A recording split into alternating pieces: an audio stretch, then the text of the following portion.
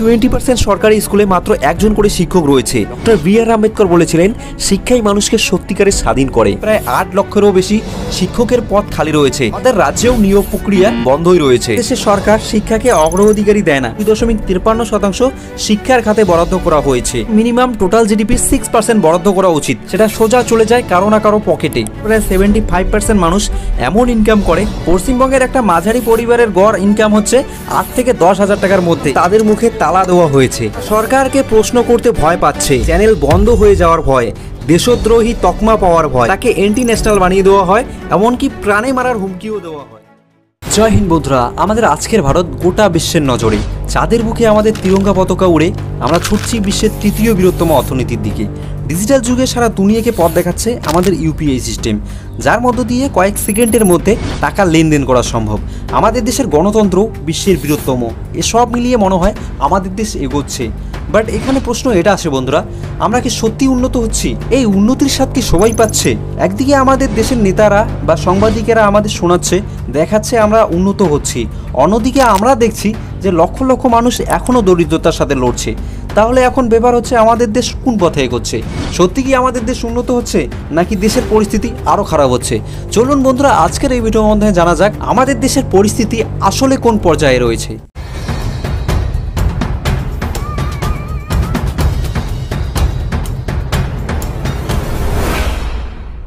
বন্ধুরা, আমাদের 4th largest ইকোনমির দেশে সবথেকে বেশি অবস্থা খারাপ কোথায় জানেন? আমাদের শিক্ষা ব্যবস্থায়। আমাদের ভবিষ্যৎ যেখানে গড়ে ওঠে সেখানেই, সেই স্কুলগুলির দরজাই আজ সব থেকে বেশি নড়বড়ে। আপনারাই ভেবে দেখুন তো, একজন গরিব পরিবারের সন্তান যে মন থেকে পড়তে চায়, জীবনে কিছু করতে চায়, কিন্তু তার না আছে টাকা, না আছে প্রাইভেট স্কুলে বা কোচিংয়ে পড়ার মতো সামর্থ্য। যদি সে শুধুমাত্র সরকারি স্কুলে পড়ে, তাহলে কি সে তার জীবনে কিছু করতে পারবে? নিশ্চয়ই নয়। এখন প্রশ্ন হচ্ছে কেন পারবে না? এর কারণ হচ্ছে বর্তমান সরকারি স্কুলগুলির অবস্থা। বর্তমান গোটা ভারতে প্রায় 10,17,660টি সরকারি স্কুল আছে, যেখানে 13 কোটিরও বেশি ছাত্রছাত্রী পড়াশোনা করে। কিন্তু সবচেয়ে শকিং ব্যাপার হচ্ছে সেই স্কুলগুলিতে পর্যাপ্ত পরিমাণ শিক্ষকই নেই। ভারতের প্রায় 20% সরকারি স্কুলে মাত্র একজন করে শিক্ষক রয়েছে, অর্থাৎ প্রতি 5টি প্রাইমারি স্কুলের মধ্যে 2টি প্রাইমারি স্কুলে মাত্র একজন করে শিক্ষক আছে। এর মানে দাঁড়াচ্ছে বন্ধুরা, এই লক্ষ লক্ষ ছাত্রছাত্রীদের ভবিষ্যৎ গড়ার দায়িত্ব এক একজন শিক্ষকের কাঁধে চাপিয়ে দেওয়া হয়েছে। এসব কিছু জানার পরেও আমাদের শিক্ষা ব্যবস্থা যে কতটা এগিয়ে যেতে পারে সেটা তো আপনারা হয়তো বুঝতেই পারছেন। তবে এখানে আর একটা প্রশ্ন উঠে আসে বন্ধুরা, এই শিক্ষক সংকট হওয়ার পিছনে কে দায়ী? শিক্ষকরা তো চাকরি করার জন্য প্রস্তুত, তাহলে শিক্ষক নেই কেন? আমার মনে হয় বন্ধুরা, শিক্ষক নিয়োগ না করার কারণ হচ্ছে vote bank. Doctor B.R.. Ambedkar বলেছিলেন, শিক্ষাই মানুষকে সত্যিকারে স্বাধীন করে। সাধারণ মানুষ যদি শিক্ষিত হয়, তাহলে তারা প্রশ্ন করতে শিখবে, অন্যায় মানবে না, আর তখনই নেতাদের আসল মুখোশ খুলে যাবে। বন্ধুরা, সরকারি রিপোর্ট অনুযায়ী দেশে প্রায় 8 লক্ষেরও বেশি শিক্ষকের পদ খালি রয়েছে। তারপরেও শিক্ষকের নিয়োগ প্রক্রিয়া চালাচ্ছে না সরকার। আমাদের রাজ্যেও নিয়োগ প্রক্রিয়া বন্ধই রয়েছে। বাট আমরা কেউ সরকারকে সে বিষয়ে প্রশ্নই করছি না। শুধু ইলেকশন আসলে সরকার নিজেই একটু তাগিদ দেখাচ্ছে, আর আমরা তাতেই খুশি হচ্ছি। আমাদের দেশে সরকার শিক্ষাকে অগ্রাধিকারই দেয় না, তাই শিক্ষা খাতে খুব অল্প পরিমাণ টাকাই বরাদ্দ করা হয়।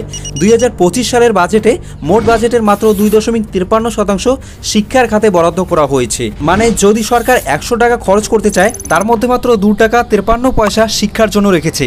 কিন্তু বন্ধুরা, ইউনেস্কো ও এনইপি অর্থাৎ ন্যাশনাল এডুকেশন পলিসি বলে শিক্ষা খাতে মিনিমাম টোটাল জিডিপি 6% বরাদ্দ করা উচিত।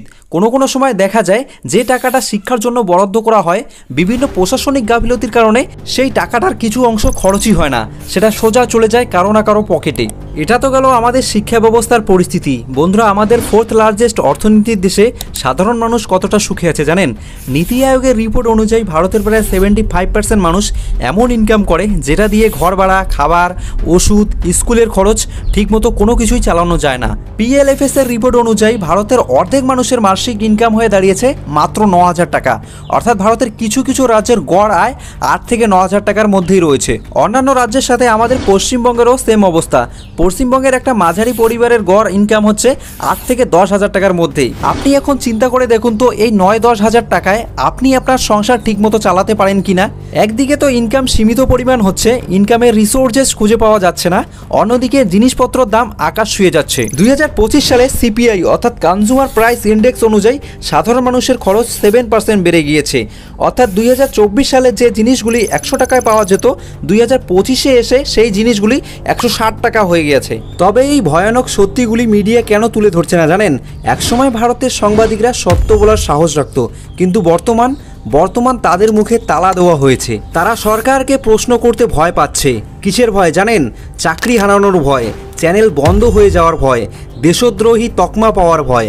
এখনও পর্যন্ত বহু সাংবাদিকের সাথে এমনটা হয়েছে, আর বর্তমানও হচ্ছে। বর্তমান ভারতের সংবাদ মাধ্যমকে অনেক নেতাই কোনো না কোনোভাবে নিয়ন্ত্রণ করে। যে সাংবাদিকরা সরকারের বিরুদ্ধে কথা বলে তাকে অ্যান্টি ন্যাশনাল বানিয়ে দেওয়া হয়, এমনকি প্রাণে মারার হুমকিও দেওয়া হয়। অনেক সংবাদ মাধ্যম তো এমনও আছে যারা সরকারের হয়েই কাজ করে, কারণ তারা সরকারের কাছ থেকে কোটি কোটি টাকার বিজ্ঞাপন পায়। তাই তারা নেতাদের বিরুদ্ধে কথা বললে সেই ফান্ডিং বন্ধ হয়ে যেতে পারে। আবার অনেক নেতা এমনও আছে যারা সাংবাদিককে আগে থেকেই জানিয়ে দেয় যে কোন প্রশ্ন করা যাবে আর কোন প্রশ্ন করা যাবে না। বন্ধুরা, এখন এখানে সবচেয়ে বড় এবং সবচেয়ে গুরুত্বপূর্ণ একটা প্রশ্ন উঠে আসে। সে প্রশ্নটা হচ্ছে, দেশের বর্তমান যে অবস্থা হয়েছে তার জন্য দায়ী কে? বন্ধুরা, তার জন্য দায়ী হচ্ছে আমরা নিজেরা, আমরা সবাই। এখন হয়তো আপনি ভাবছেন আমরা কিভাবে দায়ী হলাম। আমাদের দেশে বর্তমান না আছে হাওয়া পরিষ্কার, না আছে জল পরিষ্কার, না আছে হসপিটালগুলির পরিস্থিতি ভালো, না আছে স্কুলগুলির পরিস্থিতি ভালো, না দেশের পুলিশ ঠিক আছে, না দেশের নেতারা ঠিক আছে। তারপরেও আমরা চোখ বন্ধ করে ভোট দিয়ে আসি। যাকে ভোট দিচ্ছি তাকে কোনো রকম প্রশ্নও করছি না। আর ঠিক এইভাবেই আমরা নিজেরাই নিজেদের কপালে কুড়োল মারছি। বন্ধুরা, ভিডিওটি আমি এই পর্যন্তই রেখেছি। আশা করি আপনারা বুঝতে পেরেছেন যে আমাদের ভারত বর্তমান কোন পরিস্থিতিতে আছে। যদি আপনার মনে হয় যে আমাদের দেশকে বদলানো উচিত, তাহলে অবশ্যই এই ভিডিওটিকে বেশি থেকে বেশি শেয়ার করবেন।